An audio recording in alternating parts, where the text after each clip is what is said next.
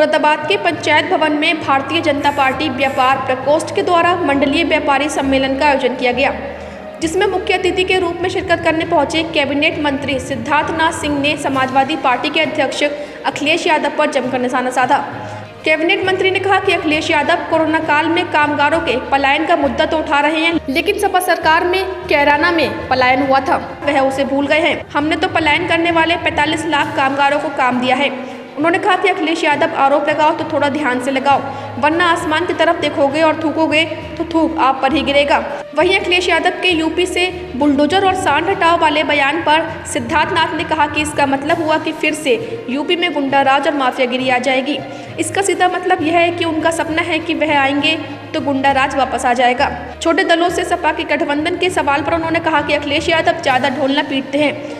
इससे पहले वह बसपा और कांग्रेस जैसे बड़े दलों के साथ गठबंधन करने के बावजूद कुछ नहीं कर पाए, तो अब क्या करेंगे।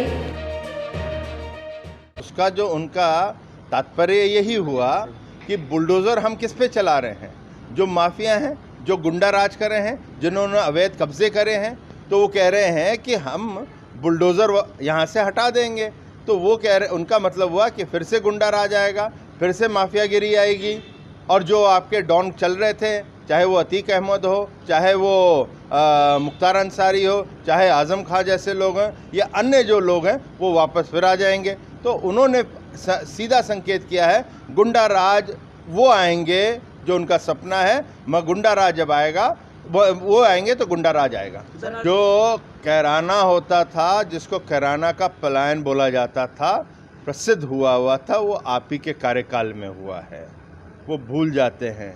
जो प्रवासी अलग अलग प्रदेशों से उठ के आए थे, महाराष्ट्र, पंजाब और राजस्थान से 45 लाख लोग आए थे, उनको हम लोग ने यहाँ पे पुनः बसाया कोरोना काल में। अधिकांश यहीं पे रह गए हैं, उनको नौकरियाँ दी गई हैं, उनको अब उसमें से कुछ हैं जो वापस गए हैं। तो अखिलेश जी, जब आरोप लगाओ तो थोड़ा ध्यान से लगाओ, ना तो ऊपर देखोगे और थूकोगे तो थूक आप पे ही गिरेगा। एक ही है, जो एक ही नाम है, ओम प्रकाश राजभर के बाद दूसरा नाम आपको नहीं देखेगा।